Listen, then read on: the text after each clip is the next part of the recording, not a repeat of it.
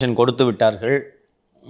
மிக மிக பிரம்மாண்டமாக இந்த மாநாட்டுக்கான ஏற்பாடுகளை செய்து கொண்டிருக்கிறார்கள். குடிநீர் பாட்டில்கள் மட்டும் 10,00,000 பாட்டில்கள் 10,00,000 பேருக்கு ஸ்நாக்ஸ் பேக்கெட்டு இதெல்லாம் ஏற்பாடு செய்திருக்கிறார்கள். இது பூமிக்கு அடியில் பைப்பு போட்டுட்டாங்க.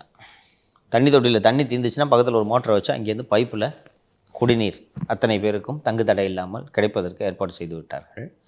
அந்த மேடையோட ஃபோட்டோகிராஃப்லாம் வந்திருக்குன்னு நீங்கள் பார்த்துருப்பீங்க. மிக நீளமான 200 அடியோ நம்ம ஒரு மிக நீளமான மேடை திரு விஜய் அவர்கள் வருவதற்காக மேடை போடப்பட்டிருக்கிறது. பெருமளவு கூட்டம் வரும் என்று எதிர்பார்க்கிறார்கள். விக்கிரவாண்டிலேயே நல்ல க்ரௌடு வந்துச்சு.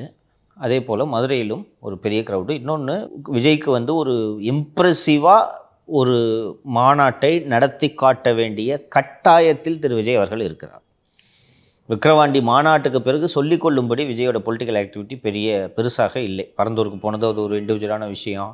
பிரம்மாண்டமான தேர்தல் நெருங்கிக்கிட்டு இருக்குன்னு ஒரு 6 மாதம் தான் இருக்குது. அதற்கு முன்பு தன்னுடைய பலத்தை காட்டக்கூடிய வகையில் தமிழக மக்களுக்கு, குறிப்பாக அந்த பலத்தை காட்டுறது எதுக்குன்னா நம்பிக்கையை ஏற்படுத்துவதற்கு. நான் சும்மா தமாஷ்க்கு வரல அரசியலுக்கு, என்னை நம்பி இவ்வளோ பேர் கூட்டம் சேருகிறார்கள் பாருங்கள்ன்ற ஒரு இம்ப்ரெஷனை தமிழக மக்களுக்கும் மற்ற அரசியல் கட்சிகளுக்கும் ஏற்படுத்த வேண்டிய நெருக்கடியில் திரு விஜய் அவர்கள் இருக்கிறார்.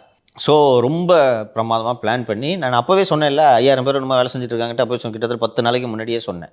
வேலைகள் மிக தீவிரமாக நடைபெற்று கொண்டிருக்கின்றன. இந்த மாநாட்டை மிகச்சிறப்பாக நடத்தி காட்ட வேண்டும் என்பதில் மிக தீவிரமாக இருக்கிறார்கள். அடுத்ததாக தென் தமிழகத்தில் ஒரு மாநாடு நடத்துவதாகவும், இன்னொரு மாநாடு இங்கே சென்னைக்கு அருகிலேயோ நடத்துவதாகவும்